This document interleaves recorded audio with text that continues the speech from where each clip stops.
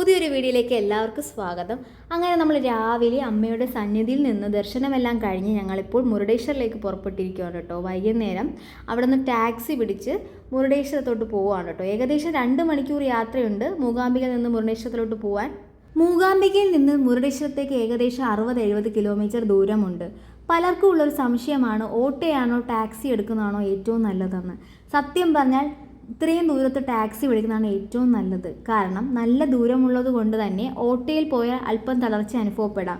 പ്രത്യേകിച്ച് ഫാമിലി ആയിട്ടോ കുട്ടികളായിട്ടോ ഒക്കെ വരുമ്പോൾ ടാക്സി ആകുമ്പോൾ നല്ല കംഫർട്ടായിട്ട് പോകാൻ പറ്റും. ഞങ്ങളിവിടെ നിന്നൊരു ടാക്സിയാണ് വിളിച്ചത്. ഏകദേശം 2 മണിക്കൂർ യാത്രയുണ്ട്. നല്ല റോഡും ഭംഗിയുള്ള കാഴ്ചകളും ആയതുകൊണ്ട് ടാക്സിയിലുള്ള യാത്ര ശരിക്കും ഞങ്ങൾ എൻജോയ് ചെയ്തു കേട്ടോ. ഇനി കുറഞ്ഞ ചിലവിൽ വരാൻ ആഗ്രഹിക്കുന്നവർക്ക് ബസ് ഓപ്ഷനും ഉണ്ട് കേട്ടോ. മൂകാംബികയിൽ കൊല്ലൂരിൽ നിന്ന് കുന്താപുരത്തേക്കോ അല്ലെങ്കിൽ ബൈന്ദൂരിലേക്കോ KSRTC ബസ്സുകളോ പ്രൈവറ്റ് ബസ്സുകളോ ധാരാളം ഉണ്ട് കേട്ടോ.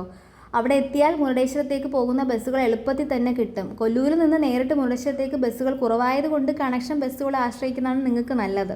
സമയം അല്പം കൂടുതൽ എടുക്കുമെങ്കിലും ബസ് യാത്ര ലാഭകരമാണ്. പക്ഷെ നമ്മൾ നേരത്തെ പറഞ്ഞതുപോലെ കുടുംബത്തോടൊപ്പം കുട്ടികളുമായി വരുമ്പോൾ ടാക്സി തന്നെയാണ് ഏറ്റവും കംഫർട്ടും സേഫും. അങ്ങനെ നമ്മൾ മുരുടേശ്വരം എത്തിയിരിക്കുന്നു. പുറത്തുനിന്ന് നോക്കുമ്പോൾ തന്നെ കാണാം ആകാശത്തോളം ഉയർന്നു നിൽക്കുന്ന ആ വലിയ രാജഗോപുരം. സമുദ്രതീരത്ത് ഇത്രയും മനോഹരമായ മറ്റൊരു കാഴ്ച ഇന്ത്യയിൽ വേറെ എവിടെയും കാണാൻ കഴിയില്ല. കടലിനാൽ ചുറ്റപ്പെട്ട ഈ പുണ്യഭൂമിയിലെ കാഴ്ചകൾ വാക്കുകൾക്കപ്പുറമാണ്. ഈ കാണുന്നതാണ് ഏഷ്യയിലെ തന്നെ ഏറ്റവും ഉയരം കൂടിയ രാജഗോപുരം. ഏകദേശം 249 അടി ഉയരമുണ്ട് ഈ ഗോപുരത്തിന്. ഇവിടെ സ്ഥിതി ചെയ്യുന്ന പ്രശസ്തവും പുരാതനവുമായ മുരുടേശ്വര ക്ഷേത്രത്തിൻ്റെ സാന്നിധ്യമാണ് ഈ പ്രദേശത്തിന് മുരുടേശ്വര എന്ന പേര് വരാൻ കാരണം. അറേബ്യൻ സമുദ്രത്തിൽ തീരത്ത് സ്ഥിതി ചെയ്യുന്ന ഈ പട്ടണം ദക്ഷിണേന്ത്യൻ സംസ്ഥാനങ്ങളിൽ പ്രധാനപ്പെട്ട ഒരു തീർത്ഥാടക വിനോദസഞ്ചാര കേന്ദ്രമാണ്. നമുക്കിനി ഗോപുരത്തിൻ്റെ ഉള്ളിലേക്ക് കയറാം. നമുക്ക് ആദ്യം അമ്പലത്തിനുള്ളിൽ കയറാം, ദർശനം നടത്താം. രാജഗോപുരം കടന്ന് നമ്മൾ ഇപ്പോൾ പോകുന്നത് പ്രധാന ശ്രീകോവിലേക്കാണ്. ഇവിടെ മുരുടേശ്വരനായ കുടികൊള്ളുന്ന ശിവഭഗവാനെ കണ്ട് തൊഴുതു വണങ്ങാം. ക്ഷേത്രത്തിനുള്ളിൽ ആ ശാന്തതയും പോസിറ്റീവ് എനർജി അനുഭവിച്ച് തന്നെ അറിയണം. അറബിക്കടലിനാൽ 3 വശവും ചുറ്റപ്പെട്ട കണ്ടുക ഗിരി എന്ന കുന്നിൽ മുകളിലാണ് ഈ ക്ഷേത്രം സ്ഥിതി ചെയ്യുന്നത്. കല്ലിൽ കൊത്തിയെടുത്ത മനോഹരമായ ശില്പങ്ങൾ ഇവിടെ ഓരോ തൂണിലും നമുക്ക് കാണാൻ സാധിക്കും. ഇവിടുത്തെ പ്രധാന പ്രതിഷ്ഠ മുരുടേശ്വരൻ എന്ന പരമശിവനാണ്. ഈ പ്രതിഷ്ഠയ്ക്ക് ഒരു പ്രത്യേകതയുണ്ട്. രാവണൻ ലങ്കയിലേക്ക് കൊണ്ടുപോയ ആത്മലിംഗത്തിൻ്റെ ഒരു ഭാഗം ഇവിടെ വീണു എന്നാണ് ഐതിഹ്യം. അതുകൊണ്ട് തന്നെ അതീവ ചൈതന്യമുള്ള ഒരു ലിംഗപ്രതിഷ്ഠയാണിത്. ശാന്തമായ അന്തരീക്ഷത്തിൽ ഭഗവാനെ തൊഴുതു പ്രാർത്ഥിക്കുമ്പോൾ കിട്ടുന്ന ആ ഒരു സമാധാനം വാക്കുകൾക്കപ്പുറമാണ് കേട്ടോ.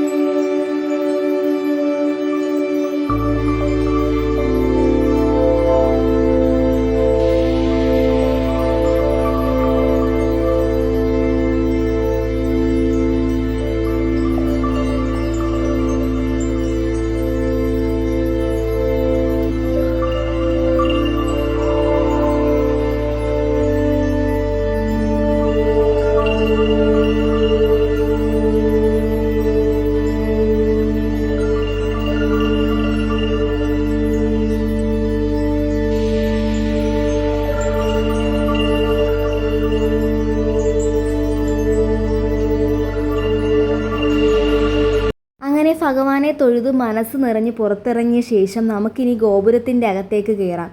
ഇവിടെ ഏറ്റവും വലിയ പ്രത്യേകത എന്താണെന്ന് വെച്ചാൽ ഗോപുരത്തിന് മുകളിലേക്ക് പോകാൻ ലിഫ്റ്റ് സൗകര്യമുണ്ട് എന്നുള്ളതാണ്. ലിഫ്റ്റിൽ കയറി ഓരോ നിലയിലും നമുക്ക് ഇറങ്ങാൻ സാധിക്കും. ഓരോ നിലയിൽ നിന്ന് പുറത്തേക്ക് നോക്കുമ്പോൾ കാണുന്ന കാഴ്ചകൾ ശരിക്കും അത്ഭുതപ്പെടുന്നതാണ് കേട്ടോ. ലിഫ്റ്റ് വഴി ഏറ്റവും മുകളിലെത്തുമ്പോൾ കാണുന്ന ആ ദൃശ്യം അത് വിവരിക്കാൻ കഴിയില്ല. ഒരു വശത്ത് അറബിക്കടലിൻ്റെ നീലിമയും മറുഭാഗത്ത് ഗാംഭീര്യത്തോടെ ഇരിക്കുന്ന ലോകത്തിലെ 2ാമത്തെ വലിയ ശിവപ്രതിമയും സമുദ്രത്തിന് നടുവിൽ ഭഗവാൻ ധ്യാനിച്ചിരിക്കുന്നത് പോലെയാണ് നമുക്ക് തോന്നുക.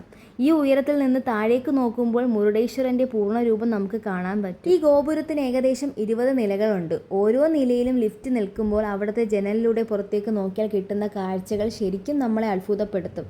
താഴെ നിന്ന് മുകളിലേക്ക് പോകും തോറും മുരുടേശ്വരൻ്റെ ഭംഗി കൂടി വരികയാണ് കേട്ടോ.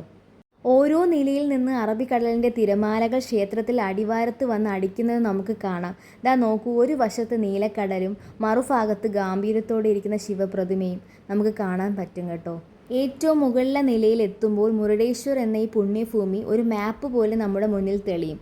താഴെ കാണുന്ന വീടുകളും വണ്ടികളും ഒക്കെ കുഞ്ഞു കുഞ്ഞായി തോന്നും. ആ ഉയരത്തിൽ നിന്ന് ഭഗവാൻ ശിവനെ നോക്കുമ്പോൾ സമുദ്രത്തിന് നടുവിൽ അദ്ദേഹം തപസ് ചെയ്യുകയാണോ എന്ന് തോന്നിപ്പോകും. കാറ്റും കടലിൻ്റെ ശബ്ദവും ഈ ഉയരത്തിൽ നിന്നുള്ള കാഴ്ച ഇതൊന്നൊന്നൊരു അനുഭവം തന്നെയാണ് കേട്ടോ. ഗോപുരത്തിലെ ലിഫ്റ്റ് കാഴ്ചകളെല്ലാം കഴിഞ്ഞ് നമ്മളിപ്പോൾ പുറത്തിറങ്ങിയിരിക്കുകയാണ്. ഇനി നമുക്ക് പോകേണ്ടത് ആ വലിയ ശിവപ്രതിമയുടെ തൊട്ടടുത്തേക്കാണ്. ഗോപുരത്തിൽ നിന്ന് നോക്കിയപ്പോൾ കണ്ടതിനേക്കാൾ എത്രയോ വലുതാണ് ഈ പ്രതിമ എന്നടുത്ത് വരുമ്പോഴാണ് മനസ്സിലാകുന്നത്. ഒരു പ്രധാന കാര്യം പറയാനുള്ളത്, ഗോപുരത്തിൽ നിന്ന് പ്രതിമയുടെ അടുത്തേക്ക് എത്താൻ അത്യാവശ്യം നടക്കാനുണ്ട്. അല്പം കയറ്റവുമാണ്. പ്രായമായവർക്ക് നടക്കാൻ ബുദ്ധിമുട്ടുള്ളവർക്കും വേണ്ടി ഇവിടെ ഒരു സൗകര്യമുണ്ട് കേട്ടോ. നമുക്ക് വണ്ടിയിൽ തന്നെ മുകളിലോട്ട് പോകാൻ സാധിക്കും.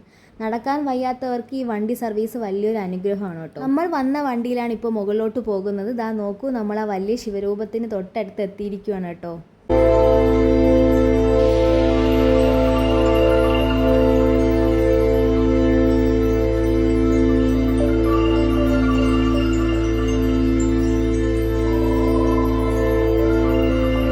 ശിവപ്രതിമയുടെ തൊട്ടടുത്ത് എത്തുമ്പോൾ നമ്മൾ ആദ്യം കാണുന്നത് ഭഗവാന്റെ വാഹനമായ നന്ദിയുടെ വലിയൊരു പ്രതിമയാണ്. ഭഗവാനെ നോക്കി നിൽക്കുന്ന ആ നന്ദി രൂപം കാണാൻ നല്ല ഭംഗിയാണ് കേട്ടോ.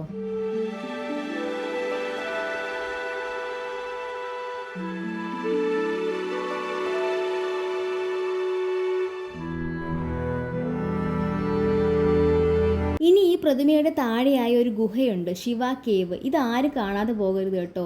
ഈ ഗുഹയ്ക്കുള്ളിൽ ശിവപുരാണത്തിലെ കഥകൾ പറയുന്ന ഒരുപാട് പ്രതിമകളുണ്ട്. ആദിശങ്കരാചാര്യരുടെ കഥയും മുരുടേശ്വരൻ്റെ ചരിത്രമൊക്കെ മനോഹരമായ ശില്പങ്ങളിലൂടെ അവിടെ വിവരിച്ചിട്ടുണ്ട്. നമ്മളിപ്പോൾ ആ വലിയ ശിവപ്രതിമയുടെ താഴെയുള്ള ഗുഹയുടെ ഉള്ളിലേക്കാണ് കയറുന്നത്. ഇവിടെ ശിവപുരാണത്തിലെ കഥകൾ പറയുന്ന ഒരുപാട് മനോഹരമായ ശില്പങ്ങൾ നമുക്ക് കാണാൻ പറ്റുന്നുണ്ട് കേട്ടോ. പക്ഷെ ഒരു ചെറിയ വിഷമം തോന്നിയ കാര്യം എന്താണെന്ന് വെച്ചാൽ, മുമ്പ് ഇവിടെ ഓരോ കഥകൾക്കും അനുയോജ്യമായ രീതിയിൽ നല്ല സൗണ്ട് സിസ്റ്റവും ലൈറ്റ് എഫക്റ്റുകളും ഉണ്ടായിരുന്നു എന്നാണ് അവിടുത്തെ ആളുകൾ പറഞ്ഞത്.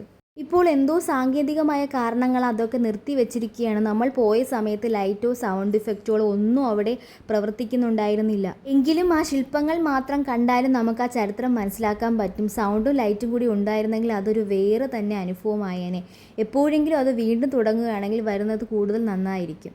ഈ ഗുഹയ്ക്കുള്ളിലൂടെ നടക്കുമ്പോൾ നമ്മൾ ശരിക്കും പുരാണങ്ങളിലെ ആ കാലഘട്ടത്തിൽ എത്തിയതുപോലെ തോന്നും. ഭഗവാൻ ശിവൻ്റെയും മുരുടേശ്വരൻ്റെയും ചരിത്രം ഓരോ ശില്പങ്ങളിലൂടെ ഇവിടെ മനോഹരമായി വിവരിച്ചിട്ടുണ്ട്. ലങ്കേശ്വരനായ രാവണൻ ആത്മലിംഗം ലങ്കയിലേക്ക് കൊണ്ടുപോകാൻ ശ്രമിക്കുന്നതും അത് ഗണപതി ഭഗവാൻ തടയുന്നതുമായ പ്രസിദ്ധമായ കഥയിലെ ഓരോ സന്ദർഭങ്ങളും ഇവിടെ ശില്പരൂപത്തിൽ നമുക്ക് കാണാൻ പറ്റുന്നുണ്ട് കേട്ടോ. ഓരോ കഥയും ഓരോ പോയിന്റുകളിൽ നമുക്ക് വായിച്ച് മനസ്സിലാക്കാനും സാധിക്കും. ഈ ഗുഹയ്ക്കുള്ളിലെ യാത്ര തീർച്ചയായും കുട്ടികൾക്കും മുതിർന്നവർക്കും ഒരുപോലെ ഇഷ്ടപ്പെടും.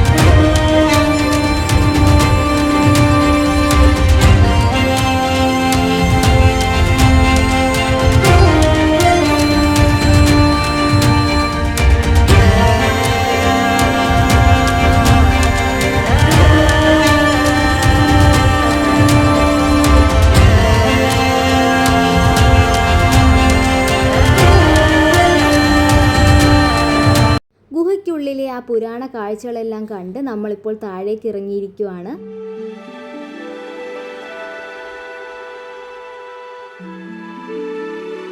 ആ കാണുന്നതാണ് ഇവിടുത്തെ പൂന്തോട്ടം. നല്ല പച്ചപ്പും ഭംഗിയുള്ള ചെടികളും നിറഞ്ഞ ഈ ഗാർഡൻ കാണാൻ നല്ലൊരു ഭംഗിയാണ് കേട്ടോ. ഫോട്ടോസൊക്കെ എടുക്കാൻ പറ്റിയൊരു സ്പോട്ടും കൂടിയാണ് കേട്ടോ അത്.